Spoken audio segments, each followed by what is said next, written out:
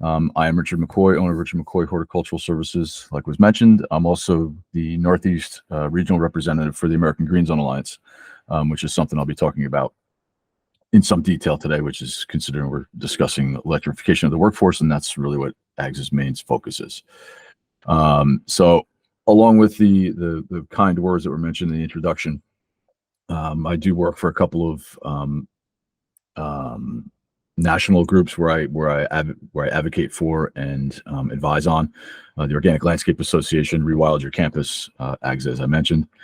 And then I have been doing it for quite a while, so I have a pretty good long list of accomplishments and things that I've achieved over the course of time that I like to throw up there, because I don't have a PhD. I'm all self-taught. PhD, no master's, no college, high school, and then School of Hard Knocks. So I like to throw up my my list of things that I've done over the past 30 years to let people know that I do have some experience in this and not just a talking head on the other side of the computer. So what we're going to talk about today is obviously the electrification of the workforce. This can be an all-encompassing endeavor. However, we're going to talk about how that all-encompassing endeavor can be a transition. And like my company was started in 1998, and we started our transition in 2005, and up to 2017 is when we just first started using electric. So in 2005, we transitioned to organic turf management and pest control. And then we started using native plants, green infrastructure. And like I mentioned, 2017 is when we started to make that transition to all electric. So it can be all encompassing. And that's how I like to look at it, from a frame of reference of a holistic approach to maintaining the landscape. But there are a lot of things that go into that. And obviously we're talking about battery powered equipment today. So we'll talk about training, safety, some talk about robotics, and practical examples of transitioning, like I'm talking about now, to battery powered low impact land care. Lots of things to cover. Again, organic and ecological land care is part of that all-encompassing endeavor, where we want to reduce and eliminate pesticide use. Again, it's a holistic approach, and trying to reduce lawn areas, incorporate larger bed areas with native plants so that we have an area to put, obviously, build those ecosystems. And there's a lot of discussions about whether we leave the leaves on site or not these days. So it also gives us an area to leave some of the leaf cover that falls on a property instead of removing that from the site. And obviously we're looking to improve air quality and the quality of life for our employees and our communities we work in. We'll talk about reaching return on investment.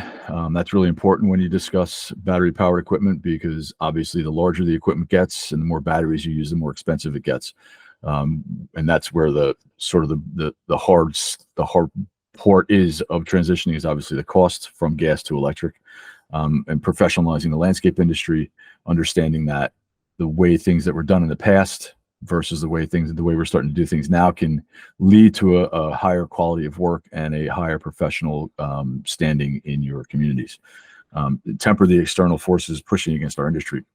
There are a lot of groups that are trying to ban a lot of the tools that we use, and they're not knowledgeable on the industry and how important some of these tools are.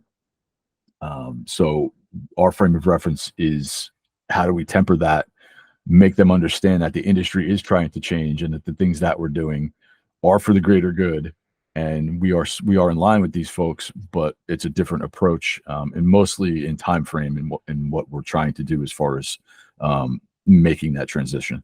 And obviously developing a positive, by doing that, we'll develop a more positive perception of our industry in the communities. So the American Green Zone Alliance, what we do is we are a leader in low impact sustainable ground maintenance, which means that everything I'm going to talk about today as far as battery powered equipment, organic applications, and native plants and green infrastructure are sort of the way we're leading and teaching folks how to maintain landscapes. And again, I mentioned it's transition. So we're looking to prudently transition grounds to better practices. And that's where, again, when we talk about activist groups that are trying to ban equipment, they're sort of a knee-jerk reaction to a problem, not understanding what might happen throughout time, and how these bans may affect some of the things that we're doing. And we do this for commercial crews, municipalities, schools, residents, institutions, and private residents and individuals. So we have a couple different certification programs. Green Zone certification program is a property in transition. We can certify that property is making a transition from gas to electric. It doesn't have to be a full-on transition. It can be as simple as buying some electric hand trimmers and string trimmers and backpack blowers. As long as there's a commitment to making that transition, we can certify a property to be an Ags green zone, and then we just follow up and make sure that transition is continuing, and that as they expand into the battery powered equipment, we can also help them find the tools that they're looking for to expand into the battery realm. Ags Service Pro training. The Service Pro training is when we talk about training and educating institutions and individuals and companies on how to make this transition. And again, these are the things that we certify pro. Richard McCoy Horticultural Services was New Jersey's first Ags Certified Pro company. So it's really a pretty interesting and cool thing to do. There's an online course, a 15 module course that's available for that training. And then we do some on-site work as well. And AGSA AFTC certified. If you were to go to the AGSA website, agsa.net, and take a look at where it says AGSA field tested certified, those are electric tools manufacturers that have been tested side by side with gas equipment so that we understand the workload capacities of electric versus gas, and know that if you were to purchase an AFTC tool, that tool is more than likely capable of doing the work of gas equipment. Again, the exception of the backpack blowers, which are still being worked up to speed versus gas. So everything else is for the most part up to speed, and knowing that they've been AFTC certified also means that they've been tested out in the field. Again, like I mentioned, side by side with gas. They've also been tested and heat tested and cold tested. So they've been run through a pretty good testing situation to understand that if you look at an AGSA AFTC certified tool, that you're going to get a good quality product that will serve you well. So there are lots of reasons why we're trying to minimize the use of gas and transition to electric. Obviously, emissions is a big one. We have particle matter that we're blowing. There's toxins that are out of the exhaust of the gas. Vibration, gas, oil, all the spilled gas. I, for one, am not a huge fan of gas equipment, especially come fall, because I've been using electric all summer. And one of the things we'll talk about in this presentation is the seasonal transition, or the seasonal allowance for gas in the Northeast, and how that varies with regionality throughout the country. Toxic waste, cans, rags, oil, all kinds of things like that. High friction and heat, 40% efficiencies, 20 to 40% efficiency. And then you have, of course, the inefficiency of, does it start when you go to start and choke? Do you have to half choke? Do you pull it 3-4 times and it doesn't start? Do you have to check the spark plug? There's all different kinds of reasons why and why battery equipment might be better. And these are some of the reasons why we're trying to transition away from gas. The demand for change. So I mentioned this a couple of times already, that there are groups that are trying to ban and restrict and regulate what we do as an industry. The problem with that is these folks don't really understand and our industry, and they're motivated. They're national groups that are connected throughout the country, West Coast, Mid-Atlantic, Northeast, so some of the southern states as well. But they're all trying to ban mostly backpack blowers, with the understanding, right now it's backpack blowers, without any understanding of how this affects the industry. And I'm going to continue to talk about that. And then also what I'm going to do is try to be specific on what we're looking for in the industry as these bans, as folks are trying to ban them, what we're looking for in the industry to sort of find a common ground that we can step on to make sure that we're transitioning away. And that, again, like I mentioned, these communities understand that we are working to get away from that. So the way we look at it from some of these aspects are, the pitchforks and torches groups are coming after our industry, trying to ban this equipment without really having any understanding. And they're just looking to knee-jerk reaction and ban all gas equipment, and for the most part, blowers. Over 200, there are 200 restrictions and regulations as of 2017. Obviously more than that at this point, but you can see that it's spreading, and there are lots of folks that are trying to ban and restrict this equipment. The way I look at it, for the industry, it should be a wake-up call. If the communities that we serve are looking to remove this equipment from the workforce, then we have as an industry have a responsibility to answer that.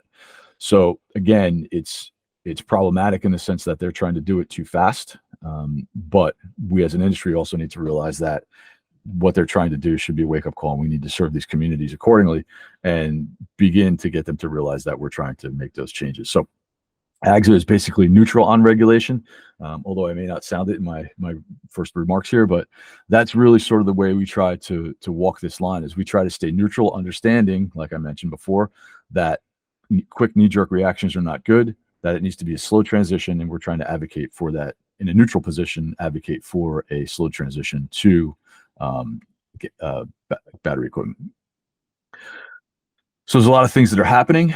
We just had in New Jersey, we just had the Total Pro, NJNLA Total Pro Expo, and at that expo we came up with the idea of having a complete green zone. And in that green zone, we had many tool manufacturers available for folks to talk to: Crest, Makita, Steel, Mean Green, and TOA, which is some charging solutions for battery equipment. So we had all those people present for folks to talk to. We had classroom talks about battery powered equipment, native plants, green infrastructure, and things like that. All those things were low impact centric, and it really was a pretty good show for the first time, having this green zone at a trade show. So it worked out pretty well. You can see all the folks there, discussing some of the electric tools and whatnot in our space. Makita rep talking about their tools there. Again, so when we talk about signs that we're ready to move forward and what the industry is looking for a successful cooperative transition, that's really what we're looking for, is a cooperative transition that turns out to be good for everybody. So resources, there's a lot of costs, like I mentioned briefly at the beginning, to making this transition.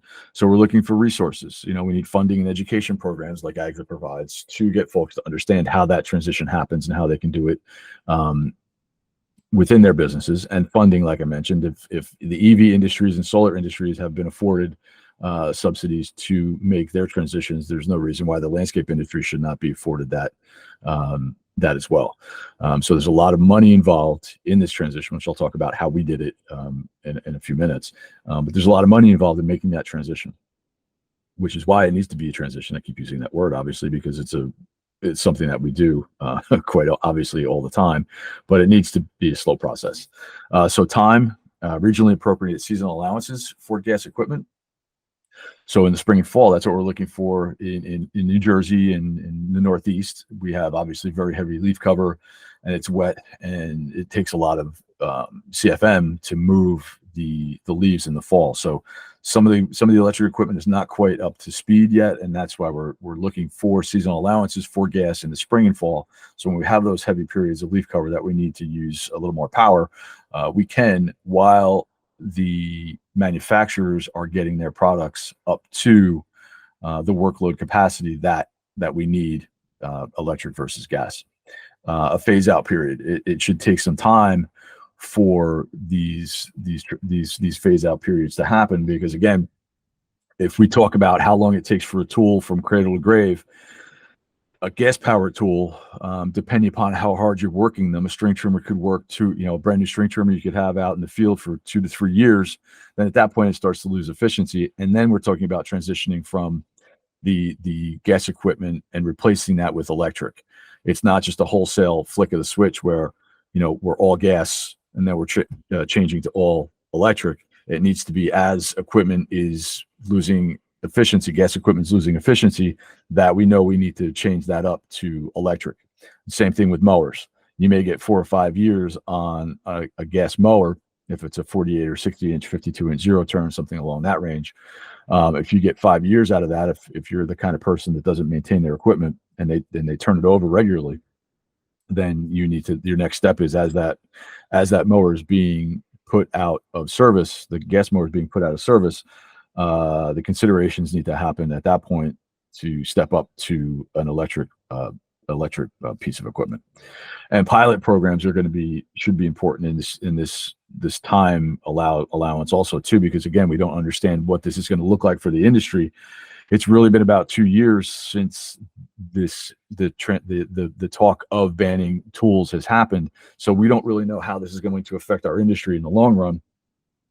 How is this going to affect the mom and pop stores that are selling gas equipment that don't have the capacity to change to electric? And how, what does that look like for their maintenance and service programs for the gas equipment? As we know, gas, like I mentioned, 2 or 3 years, you start having efficiency issues with gas equipment. If you're not maintaining that in-house, there's a mom and pop shop that's probably doing that. So how does that affect their bottom line, and how does that affect their business moving forward? So these are all things that need to be considered. Are there safety issues? If we're going to ban equipment entirely, are there safety issues with fall cleanups? Are we going to leave too much debris around? Or, so there's safety problems with that. So there's a lot of things that need to be looked at that have not yet come down into the pipeline, and really, as these bans are taking effect, have not really been realized. So that's why we're talking about pilot programs to understand what that looks like, and maybe even have gas companies that are gas centric, understanding what their bottom line is versus an electric centric company, put them side by side and see how those numbers work out. And violations and enforcement. So when we're enforcing these bans, what we'd like to find out is where are the allocations of fines going to, and is it even across all the spaces of the industry? Is it municipalities? Is it homeowners? Or is it just targeted for our industry? Obviously, that's a disproportionate. Fines are levied disproportionately if it's just industry centric, and we need to find out how that's coming down. Really, it should be if a municipality is putting the ban in place, then the municipality should also be the leader buying electric tools and showing that their DPW has bought into this also, and that they have to make that transition as well. It shouldn't just be one-sided. And also too, for the homeowners, if these bans have to come down on the industry and the municipalities following suit, then the homeowners should also have to follow suit. And then where are the fines going? Like we talked about, funding and resources, those fines should be allocated back to the industry for the industry to purchase new electric tools. So we need to know where, if there's going to be enforcement and there are fines levied, where are those fines going, and how are they being allocated, and what are they being used for, or are they just going back into the coffers of the municipality to use elsewhere? So in New Jersey, we just recently had West Orange attempt to ban backpack blowers, and the mayor of West Orange had vetoed that.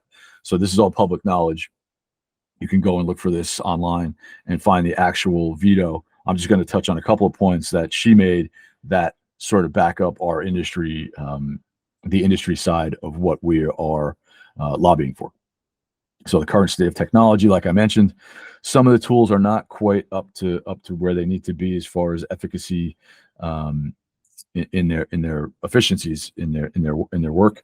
So it's the technology, like she mentioned here, it's clear the technology does not permit the wholesale mandatory implementation of a ban on leaf blowers. So that's why we're talking about pilot programs to understand how this is working, and that it could be disproportionately substantial burden on other folks if bans are brought down. The ordinance fails to implement and provide sufficient resources. So that's, again, what we're talking about. It's funding educational programs. We just had this discussion yesterday on a site where if you're going to, if it's a pesticide, if it's a gas powered tool, folks should not just be able to pull these tools away from the industry without providing sufficient and effective resources for them to understand what they're going to replace that with, right? So in New Jersey and other places, they're trying to ban neonics, and contractors don't, for us, it doesn't matter because, in our landscapes, we don't use neonics, and we haven't since 2005. We haven't used any grub control, which is usually a neonic in synthetic fashion, since 2005, because we're planting native plants, and that's calling in, beneficial species that are parasitizing the grubs. So without having that education to understand what somebody needs to use, if something's going to be banned, if they don't have that knowledge, it's just not a fair way to go about doing that. So we're looking for, again, funding and educational programs. Timeframes, we talked about that. Again, briefly, we're looking at seasonal allowances, and she understands that here, that in her comments that banning these tools can, not only is this too quick, but the timing of that, it could be problematic in spring and fall for those allowances. But again, the timing of some of these bans, they come down very quickly, and that's what she's really referring to here, is that in this particular instance, it was only going to give folks about 90 days to make that transition. And obviously that's not fair when we're talking about substantial cost and understanding how these tools work. Wrong way again. Maybe that slide in there twice. Okay. So regulations and bans, to put this in a little more perspective, 632,800 landscape companies in the United States in 2022. They generated a total of about 128 billion in revenue. The average United States landscape company generates an average of 230,000. So this is where this gets important. These numbers are really important to understand what the cost is of a landscape company to make that transition, the size of the majority of landscape companies that we're talking about, and what that revenue is. So 70% of the landscape companies have 1 to 4 employees, right? So if they're only making $230,000 a year, that's 50,000 per employee, roughly. That's not a lot of money. That's certainly not a high profit margin. And that's, part of the issues that we deal with in the education with AGSA and NJNLA, is to get folks to understand, the phrase is know your numbers. So 4% of those companies are, what I call mega landscape companies. They do over 100 million. And then when you start to get down to the lower 70%, of that 70%, only 58% are under, or 58% average under 500,000, 41% less than 50,000. So why is that important? So if a company with 4 employees, they should be generating $540,000 in revenue to make a minimum net of 10 to 15%. So most of these companies at 1 to 4 employees are only making around $200,000. So when you start to understand the finance of this, it could be a burden on some of these smaller companies that, if they don't know their numbers, don't understand how to be profitable, and are not running a well-run business at 540,000 at 10 to 15%. It could put them out of business, essentially. And this is why the pilot programs are so important. So again, there's folks out there that are not huge fans of our industry, so they're trying to find ways to essentially eliminate us, and fire the landscaper is a good example of how that works and how that looks from an, if you want to call them, an anti-industry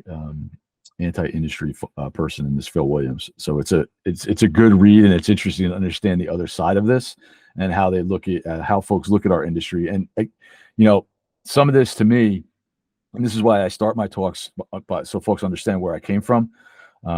Some of this to me is valid. I see there are a lot of things that the industry does that we could improve on, that we do in our company, that I know can function in the industry as a model of a different type of landscaping.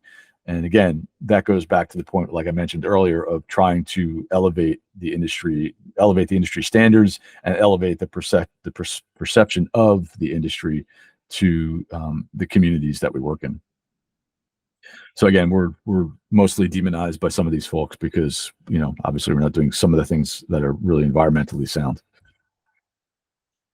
The burdens of these, obviously, up front, like I mentioned, the upfront cost could be issues back in in 2019. We obviously had some supply chain issues. Those have mostly cleared up at this point, but we are still working with work production losses when we talk about battery powered equipment. And obviously, what we're looking for is a more balanced approach. So these are some of the things that AGSA has lobbied for nationally. Legislators, obviously, we're working in New Jersey with legislators to get them to understand that these regulations need to be responsible. We've worked in Illinois, New York, obviously, like I mentioned, New Jersey, South Carolina, Utah, California. Our founder of AGSA, Dan Mabe, he was instrumental in some of the work that's happened there with their core program, which is a really interesting program that benefited the landscape industry folks in California, where the state had allocated $27 million to landscape contractors for funding to help them transition. And that money essentially was gone in 18 months, I think. So again, when we talk about funding, it needs to be a substantial amount of money if this is going to have something that's going to have some teeth that will help the industry.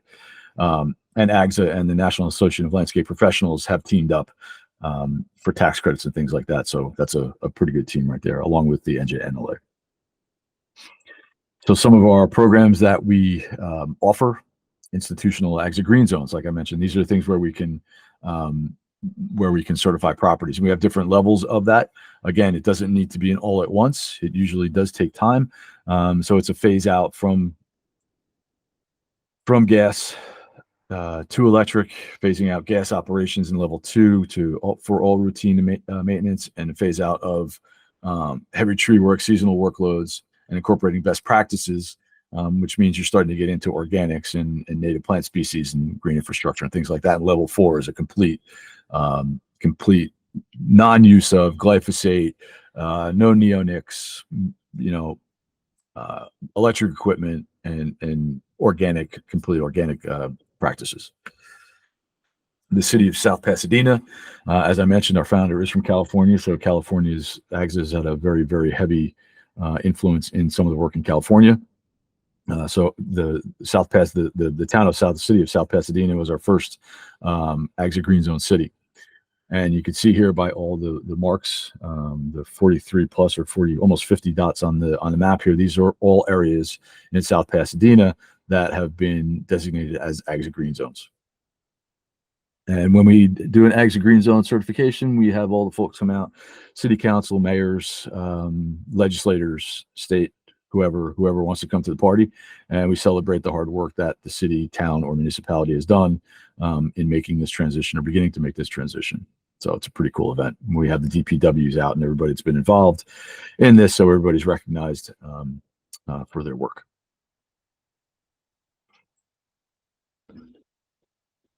We also help in RFPs. So if you're going to want to have a municipality or HOA or whatever the case is, if you're going to look for this kind of work, you have to make sure that your RFPs are written appropriately so that the work that is being, the contractors that are being vetted understand what kind of work is being looked at. And in South Pass, here's one of the mean green mowers with the solar panel on top that aids in the charging and run times of these mowers. And there's a nice sports field there being cut. The nation's first AGSA green zone golf course. So it's not just municipalities. It can be, really, like I mentioned, anywhere, private properties and golf courses. Service Pro certification. We look to optimize the performance of electric tools, enhance skills, and transition confidently to sustainable land care. So what those look like, it's like I mentioned earlier, it is a 15-module online training course in English and Spanish. Then we come out, we do a day of classroom training to reinforce the online. And then we have vendors present for the participants to put their hands on and put the tools through their paces and see what they feel like, and talk to the vendors and understand how these tools might work for them. So gas engines, one of the beauties of using electric is the little to very minimal maintenance. When we talk about gas engines, there's lots of moving parts, lots of things that go wrong. They can be inefficient if we're talking about belts breaking or hydros breaking on a job site and having to put that piece of equipment out of service if it's a large mower. More maintenance issues and the expenses of those issues. And when we talk about electric, it's very simple.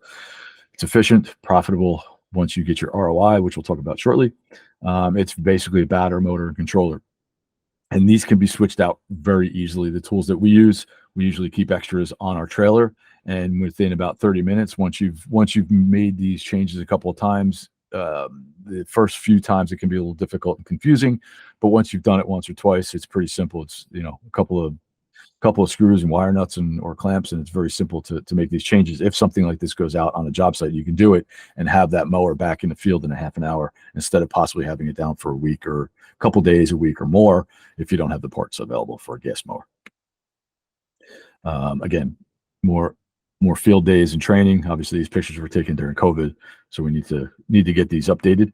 But nevertheless, that's sort of what we're doing: education, testing, approaching, and verification of resources. This is a company in California that took on a large commercial project, and they're doing it all electric. And they are an Exit Service Pro certified company. And you see the guy in the middle there, that's actually Dan Mabe, our founder, with the baseball cap on by the truck. I don't want to say the shortest guy there, but well, I guess he is. If you have a remote site that you need taken care of, we work with the Langton Group, and they do some pretty cool things as far as uh, robotics and solar. And this was a location where Dan and AOS and the Langton Group had come up with the idea of using a remote solar charging system for robotic mowers. And that's obviously a very cost-effective way to maintain a large area without having, any mowers, employees. Very simple. Go through and string trim or mow any small areas that the mower can't get to once a week, twice a month, whatever the case is, depending upon the quality of care for that location. And yeah, pretty cool. It's one of the things that you realize when you start doing this kind of work is the options are really, they're really wide open. So yeah, it's pretty cool stuff. So first steps to identifying that transition or identify tool platforms. You really would like to ideally you would like to stick with one tool platform, so you're not moving different batteries in and out, because that just makes things more efficient. Like we found tool platforms, our mowers and our hand tools, and we've stuck with those two tool manufacturers so that everything's consistent. Obviously, educating yourself on best tool practices, charging infrastructure, and purchasing your tools as you need them. There are fleet benefits to fleet purchases for some of the manufacturers where you'll get a discount if you purchase a certain level of tools. So I mentioned that we are New Jersey's first AGSA certified service pro, and this is sort of our approach to how we are doing some maintenance work. Obviously, like I mentioned, we're using battery powered equipment. These are 48-inch stand on and a 33-inch walk behind mean green mowers. String trimmers. And of course, we're using battery powered backpack blowers and rakes. People powered tools can also be a good part of what we're doing. Solution. So one of the issues we have with this transition is how do we charge our tools as we're out on job sites? And what we did for a while was we had milk crates with power strips, and we plug them into our clients' outlets outside their residence on a patio or wherever the outlets were, and that can be problematic. We have a couple of issues. One obviously can be efficiencies. Not obviously, but efficiencies can be a problem, because when you leave that milk crate behind with your batteries and your power strip, you have to circle back to pick it up, and that has happened more than once. So you start to lose some efficiencies, and when you start to think about those kind of things. And there is a story of a contractor who actually blew a fuse in one of their clients' house charging their batteries. They didn't know they blew the fuse. The homeowner didn't know that the fuse blew, and weren't understanding why the power was off in a portion of their house. So that was a problematic issue that was that we found too. So what we did is our solution was we designed and built a 1.8 kilowatt solar trailer to alleviate those issues. So the benefit to this is, it's a high cost up front, but the benefit is we save $4,200 a year just on fuel alone for gas. Obviously, we're talking about the minimal maintenance of electric tools. So with the electric mowers, really the only maintenance on the electric mowers are making sure that you blow out any debris or anything like that may gather up by the fans to make sure that the batteries stay cool. Scraping down the decks and making sure the blades are sharp.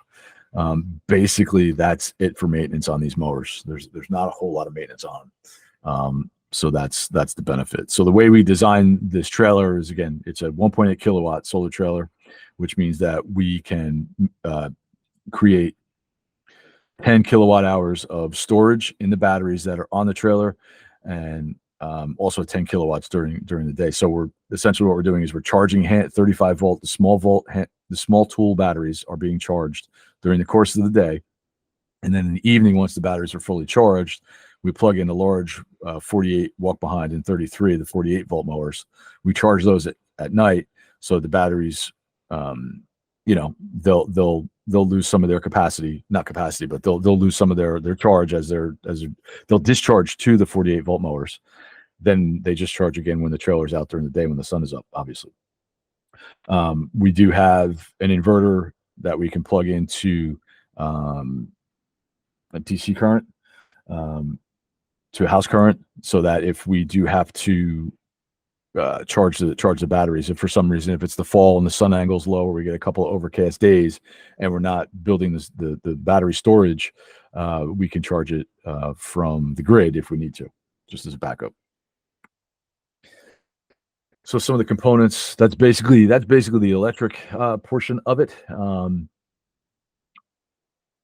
And again, as I mentioned, our philosophy is, my company is, this is all sort of a holistic approach of looking at the landscape in a more holistic fashion, and organic and ecological land care play into that. So the electric component of it, granted, the industry has started to grab hold of this later, but like I mentioned, we started our transition in 2005 to organic turf management, and then followed shortly after to a greater understanding of native plant species and their importance, and then green infrastructure. But again, it's all encompassing, a part of a holistic approach to maintaining the landscape. And that starts with soil. Everything we do starts with soil testing, understanding where we're planting and the plant cultures, and how those plant cultures are going to align with the space that they're being planted in. And obviously, by trying to do these things with soil and increasing soil health and understanding plants are in the right spot, right plant, right place, means less stress, which means less use of pesticides or minimizing pesticide use entirely. As I mentioned earlier, we haven't used grub control since 2005. If we ever have to spray anything, we do offer flea and tick applications for our clients. Those applications are 25B materials, which are mostly 25B materials are mostly, for these purposes anyway, are mostly essential oils, peppermint oil, garlic, and things of that nature. The benefit to using these types of materials over a synthetic for flea, tick, and mosquito is that it's a contact spray. So the pest is when the target pest is hit, it does kill them on contact, but there's a very short residual of the 25B material, which makes that a more attractive sort of approach, instead of using a synthetic that has a very long persistence. So we're rethinking gardening maintenance, which we'll talk about as well, and a holistic approach, like I mentioned a number of times at this point: ecology, native plants, green infrastructure, water conservation, and quality. Reducing lawn areas. Again, the benefit to that is when we reduce lawn areas, we're incorporating more native plant species, and we're allowing more space on these properties to collect organic matter instead of removing it from the properties, or even just putting in the compost, which is also obviously something that we can do. And the goal being to improve air and overall quality of life, and obviously water, like I mentioned. And that's quality of life for our clients, communities, and our employees as well. Obviously, we start with soil, like I mentioned. So when you have good, healthy soil, you have all these pore spaces, you get the fine root hairs, and the fine root hairs are the sort of yellowish tips, and the fungal hyphae are the sort of whitish, stringy looking bits that are sort of clinging to the soil, where the fine root hair tips are sticking out from the soil, and you get worms and humus and all kinds of cool things happening in the soil. And that's good, healthy soil. Depending upon where you're working, like in New Jersey, in the spaces where we work, it's really heavy clay. Like, you can actually see that although the soil is somewhat broken up, there are still some very, sticky clay particles in there. And that's when this is all compacted, it is really, really problematic. And that's why we use an air spade in situations where we're trying to eliminate some turf areas under trees. We'll loosen up the compacted soil with an air spade, incorporate some compost, And then after a couple of years of staying off the soil, it really loosens up and is real healthy. One of the stories I like to tell is when in my other life, when I started this type of work, I was out doing tree care. I started as an arborist, and I was driving around a 1,000-gallon spray rig, and my job card said to spray the tree canopies for leaf chewing and sucking insects. Well, fast forward to 2007, reading Doug Talmey's work, we know that that's a very, very bad practice. And when you look at Lepidoptera species and how important they are, and in one oak tree, one oak tree can attract over 500 different species of Lepidoptera, and we know that that's bird food, and that just goes up the trophic levels to the other animals that are feeding on up the trophic levels. We know that that wholesale spraying is a bad way to go. And also too, when you start to look at things a little closer and understand that it's not only Lepidoptera, it's ladybugs, and instead of spraying for aphids, let the ladybugs and the brachyid wasps and all those the beneficials do their work. You can have a healthy landscape, certainly doing things ecologically. And again, we know that 513 species of Lepidoptera are attracted to one oak tree. So, the one side obviously is a landscape that is maintained more of a conventional approach. The other side is a more ecological approach that also includes a rain garden. It is a rain garden that collects, it's about a 2,000 square foot rain garden. And over the course of 5 years, we'll capture and collect over 2 million gallons of water and recharge the aquifer annually with that. So again, trying to reduce loan areas. When we do that, like I mentioned, we're trying to, under tree canopies, if we have any areas where we're having trouble growing grass, instead of just continuing to throw grass seed on areas that are problematic, we try to pull bed areas out from edges, under trees, and that's where we're finding spaces to incorporate native plant species, while keeping areas that can grow healthy turf in full sun, that makes sense to have turf grass grow. Those areas are maintained, and that's a conversation obviously you have to have with your client. How much turf grass do they need? Can you make a complete meadow, or do they need space for kids to play? Or like I mentioned, can we eliminate turf altogether and just put a meadow in? So this is a space where they do have children, and on one side of the property is a fair amount of turf, and with a swing set that they can play on. And the beauty of this is they can also play around in the garden. Again, so there is a rain garden on this property. That's the 2,000 square foot rain garden that will capture the 2 million gallons of water over 5 years. Lots of beneficial insects. Yeah, it's really just a really cool place to work. So this property was renovated about 7 years ago now. This picture is about 3 years old. So you can see when you put the right plants in the right space, they do adapt and pretty quickly, and will fill spaces pretty rapidly. Same picture again, different angle. So how do we maintain these properties? It's a little different than conventional. Again, we're trying to keep ecology on the property. So we're keeping everything up. We're not doing any cutting back in the fall. With that said, each client may be different. Each location on a particular property may be different. If this is the backyard, if the front yard needs to be a little bit more, if you want to use the term conventionally maintained, which means cutting things back up close to the house, so it keeps that cues for care, and it's intentional, and things look, to an outsider's perspective, nice and neat. You can do this kind of work in the back. And again, this is what we do. We leave everything up for the winter. And then in the spring, we touch up the edges, nice hand spade edge, touch up the edges with mulch, cut the perennials back in 18. If it's a 3 foot or 4 foot high perennial, we'll cut it in 18-inch lifts and leave all the debris on the ground, so that ecology is left on site. We're not taking any leaves away in the fall. We're not taking anything away in the spring. Everything's left behind. You may have to do a little bit of work on the rain garden, getting the bottom of the rain garden cleaned out if there's any organic matter that's been settled in there over the winter and fall or growing season the previous year, so you maintain that bottom level of the rain garden. So there are those just some couple things you really need to do. But this is how we maintain our landscapes in the spring. And here's a close up, right? So you can see all the leaves and everything left behind. Very little soil compaction. The stems of the perennials are left up, so you get those hollow stems for our native solitary nesting bee sites, nesting sites for our native bees.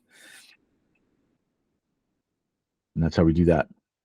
So we do have some problematic native species, and how do we handle those?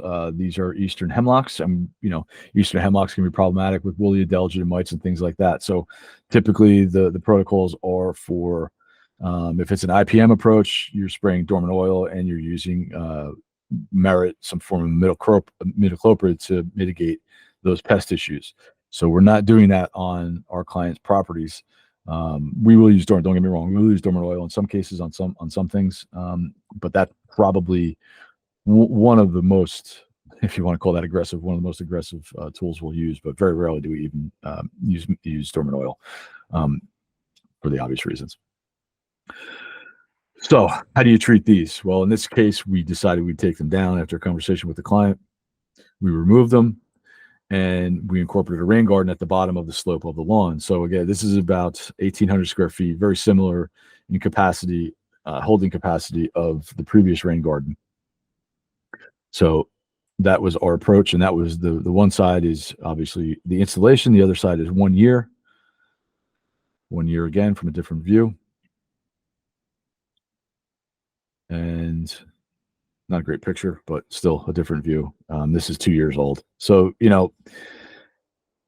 plugs, 1 gallon containers. Very rarely do we go over 1 gallon containers, because the perennial plants, when you use plugs and 1 gallons will, even the plugs, I prefer to use plugs over even 1 gallons, because they just adapt and establish so much quicker that they catch up to a 1 gallon or 2 gallon or 3 gallon for that matter, pretty quickly. I mean, within 1 year, you'll have a plug catch up to the container size of a 1 gallon.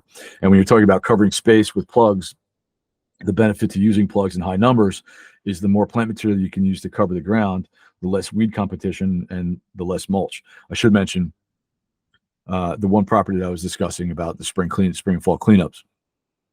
That one property, we had our initial mulch installation was about 125 yards, and 7 years later, we're down to about 25 yards.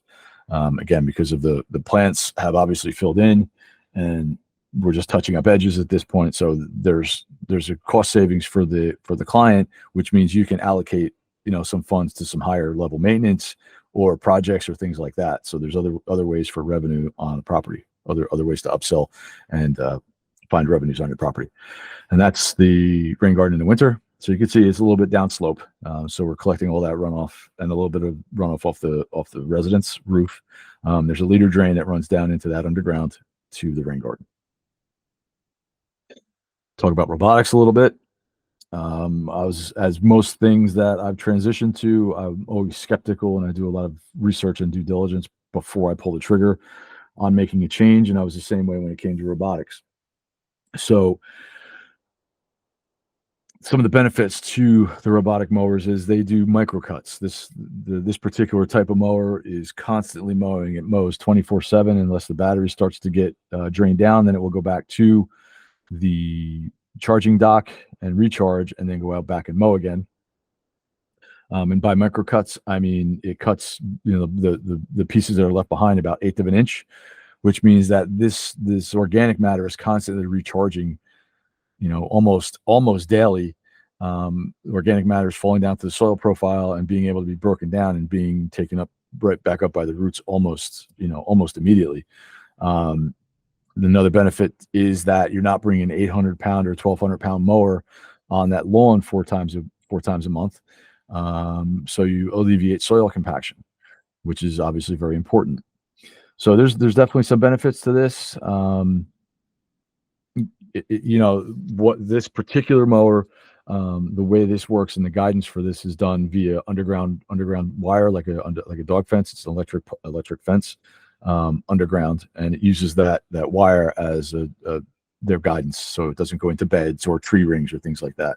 And that's all, like I mentioned, installed underground. How do we handle shady areas where we can't get grass to grow? Well, we plant understory native woodlands if possible. There's in here, there's columbine, there's geranium, Aster divaricatus, Carex pennsylvanica, Tiarella, all lots of cool native understory. And there's a larger expanse to this, but we couldn't obviously fit all in the picture. But that's sort of how we look at getting rid of turf grass and managing these areas in different fashions. So starting to run up against it on time. So I'll go through this relatively quickly. So low impact as a business model. So if you're going to make this a business model, you need to know that you can make money. So we talked about reducing lawn size, and this is sort of how this business model is working for us. Reducing lawn size, incorporating native plants, green infrastructure, like I mentioned a number of times at this point. So this is all just sort of review. Identifying problematic invasive plant species, which we haven't touched on. That's a whole different talk about targeting invasive species. Suggesting native plant replacements and the removal of these invasive species in landscape design. And when we talk about native plants, we're talking about species mostly. We tried not to use cultivars, or cultivars are fine, and non-natives would also be like a last resort. And obviously, that's how we're targeting our plant species. Takes a lot of patience, curiosity, and being observant. If you're not patient and not if you're not curious and understanding what these changes are you're making, and being observant of these changes, you can't understand what it takes to make the changes, if that is making sense. So you have to be curious and understanding what things look like before you make that change, as you're making that change, and adapt to the new philosophies that you're making.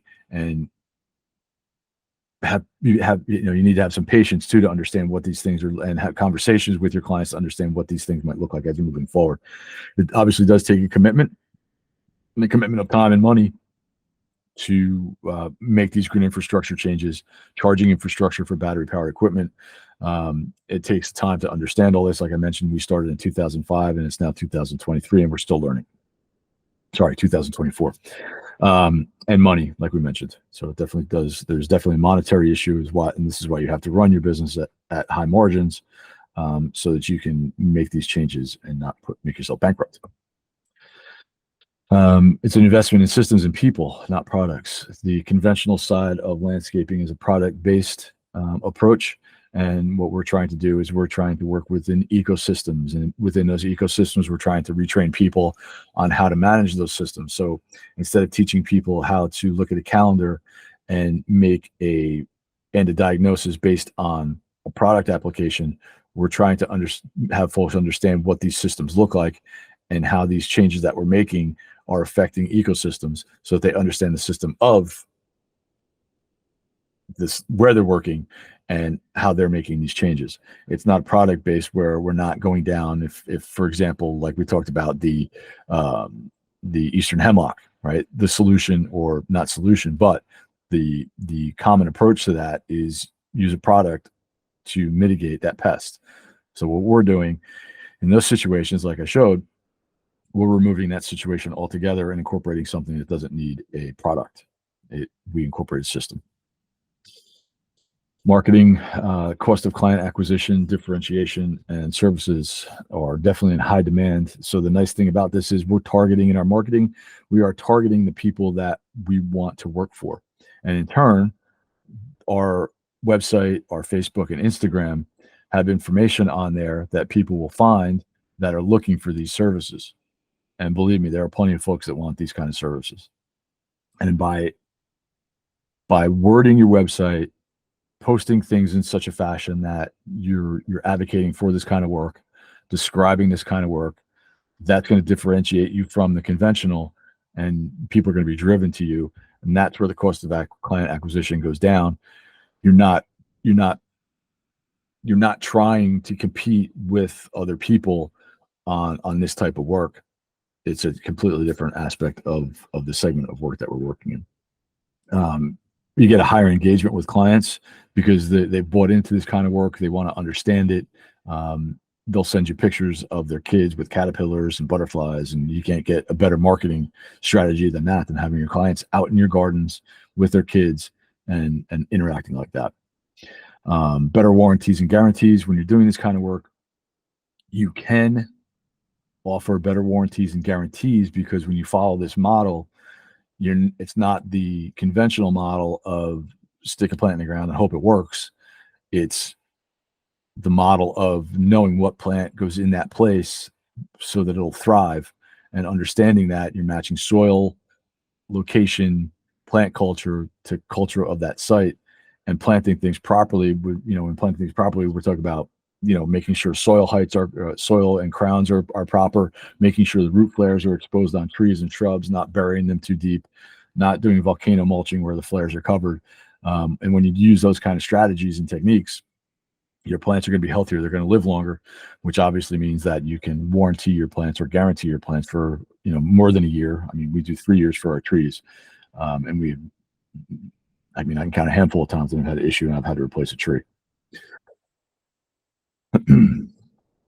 Ethics: no cutting corners, no lowballing, no competing on price. So we're talking about charging a premium for these charging higher prices for these premium services. So with that, you're not going to cut corners. You're not going to lowball, which means you're not competing with lowball contractors. That truck in the truck that will throw a tree in for $100 and have to replace it 3 times, versus your tree that may cost $400, but it doesn't die. So that, you don't have, there's no remobilization fees. That's all profit in your pocket. So we don't compete on price. We have a set service list that we do, and we have set pricing. And if somebody comes to us and says, "Can you do it for less?" Very rarely will I. We're not in the business of selling cars. We're selling high quality landscapes. So we don't typically haggle. It's sort of what it is, within a range, of course, but it's pretty, when you're selling this kind of work, it's pretty easy to sell the work. It kind of sells itself.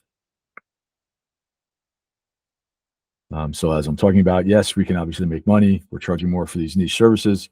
The model that we use is a recurring revenue model for our maintenance, which means our clients are billed over a 10-month cycle from March 1st to December 1st. That's a flat rate throughout those 10 months.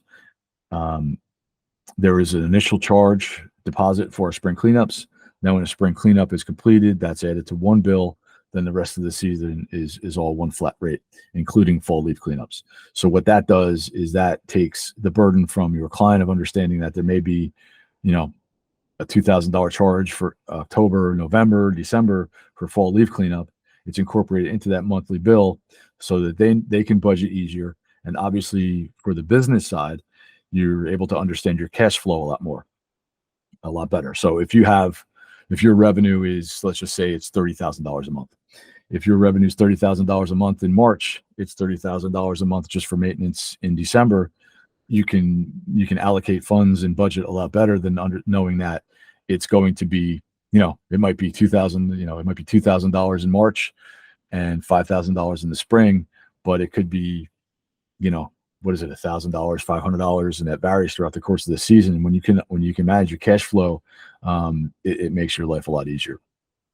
So we're improving efficiencies doing this kind of work and reaching ROI on battery powered infrastructure. So the setup that I showed you in our trailer, that's going to be about a 5-year ROI on all that equipment. And that time is just about up. So that the mowers are 4 years in, the hand tools are 4 years in, the trailer is 2 years old. So we're probably looking at another 2 years, give or take, to reach our ROI. The ROI is just about met on the mowers. The ROI on the hand tools was met 2 years ago. So it happens pretty quickly when you do that cost comparisons to gas. It happens pretty quickly. And then it's cash in your pocket. So then you're making a net profit of 15, and there are folks that are making up to 30% net profit under maintenance and more. But like I mentioned, again, this goes back to the initial conversation or description of what a lot of landscape companies are making and why this is so important to run your business properly. If you're not a 4-person unit, and you're not making $500,000 in revenue, you're going to have a problem. So quickly unlocking the keys behind a business, low impact layer care business. These are kind of what I sort of figure are what I what I recognize as important things as I move through our transition.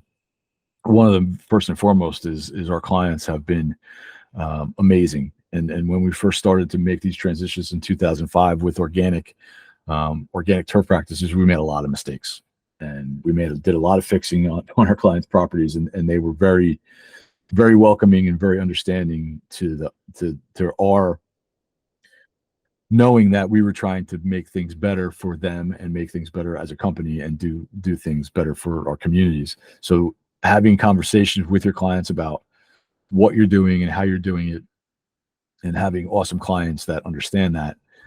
And granted, I mean, 15 years later, the conversation's a bit different because, now there's a greater awareness of trying to make these changes. So it's much easier to have that conversation with folks now than it even was back then. But our clients have been awesome since jump.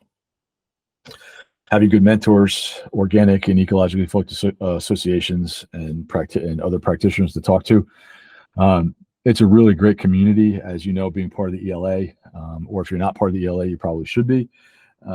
It's a really great community of people that want to share their experiences. The mentors like Chip Osborne and Barry Draycott, other folks like that the Northeastern Organic Farming Association, and Dan at AGSA, these people love to share their experiences and love to be able to impart that knowledge that they have on people, so that this doesn't get lost on the past generations as we start to phase out, that the new generations are taking this over. So there's a lot of people that want to help the younger generation understand how to do this, and they're doing a great job also. So mentors are great. Always free for conversations. Obviously, if you're here, you never stop educating yourself, and that's one of the beauties that I found once we started to make our transition, was that I never look at things the same anymore. I'm always questioning why, and once I question why and I make a change, I want to understand why it worked or why it didn't, so that I can keep on tweaking our processes and making them better. Because it's really, this kind of work is really in its infancy. Since 1990 is when organic land care really started. So a lot of things have happened, but it's really spread out. So the education part of it is really important, and knowing that you're educating yourself is really important also. Again, open, willing, inquisitive. I've never stopped educating and learning about understanding my mistakes and making changes to make them right. Never stop asking questions, obviously. Observant, we've talked about that a number of times. Nature's going to tell you what it wants if you're looking. So what do you look for? You don't know until you start to be observant of things and realize that, well, I did this. This is what this looked like before. Now it looks like this. So it worked or it didn't work. And well, if I walk onto a property and I see a native plant species that's growing there already, that Mother Nature put there, I don't want to take that out. I probably want to add to it instead of like trying to recreate the wheel. If Mother Nature's giving you hints, follow those hints. She's going to clue you in, and she knows better than we do. That's for sure.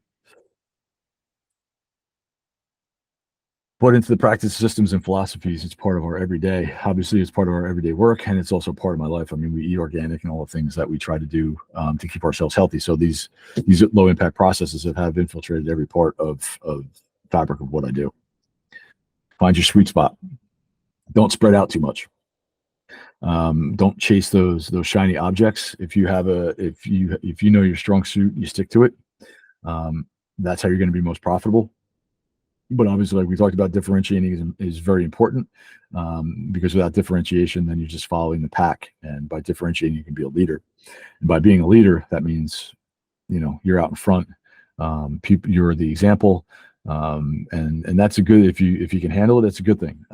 If you can't, at least you can differentiate your business differently and run a successful business. You don't have to be out in public speaking and talking about your experiences, but finding that sweet spot's important.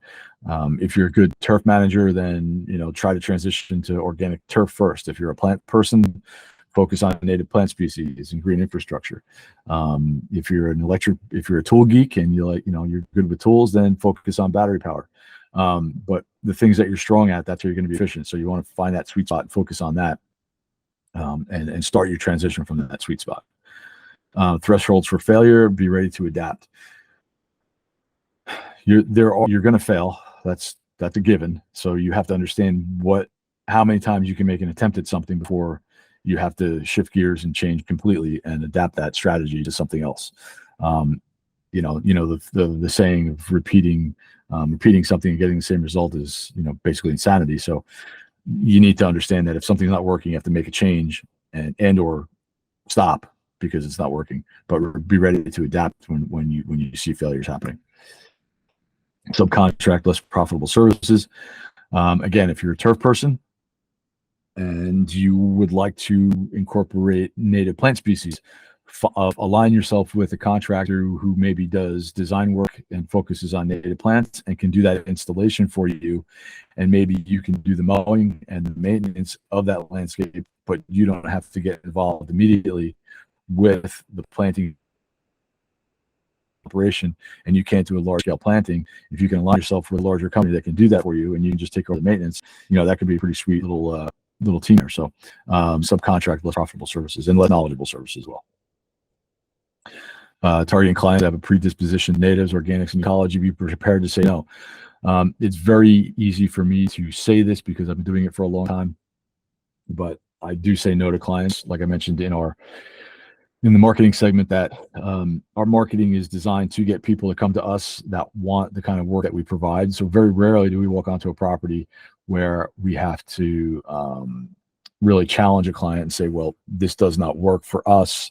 It's not going to work on your property if you want to maintain it that way. And then what I have to do at that point is I have to nicely say that I can tell you care about your property. It's very neat until you really care, but our philosophies don't align, so we're going to have to pass. And there'll be somebody else, I'm sure, they can take care of their property the way they want it, but not our company. So our philosophies don't align with conventional. So we're not going to agree to work on a conventional person's property. So we'll say no to that client, and because we know our marketing is driven, and our marketing is going to have more than likely somebody email or call within a day or two that's going to replace that person that we just said no to.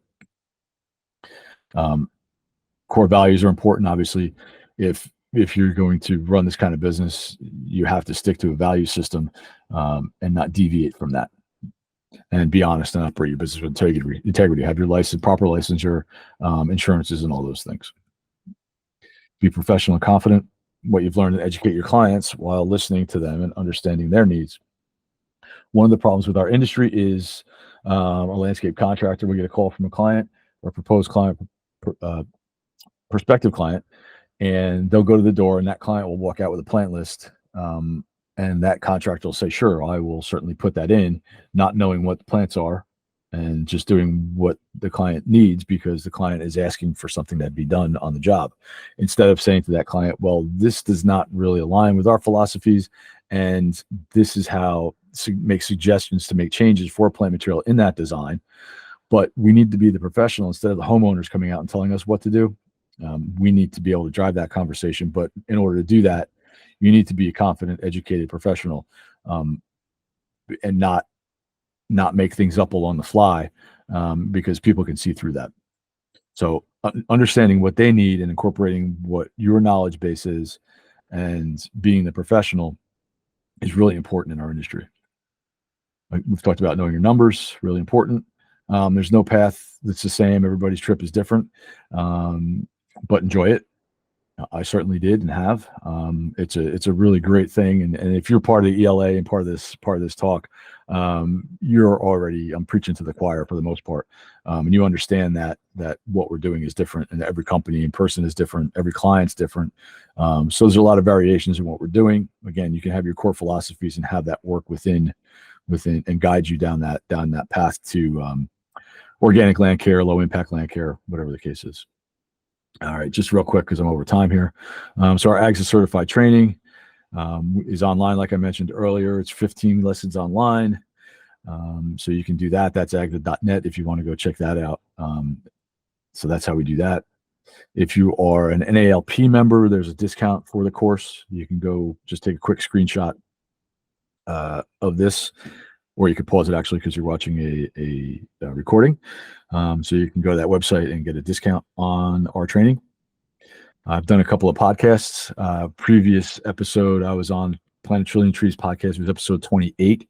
That was around 2021 when they first started. I listened to episode 152, and as you know, in the the earlier part of this presentation, I talked about groups that are trying to eliminate gas equipment.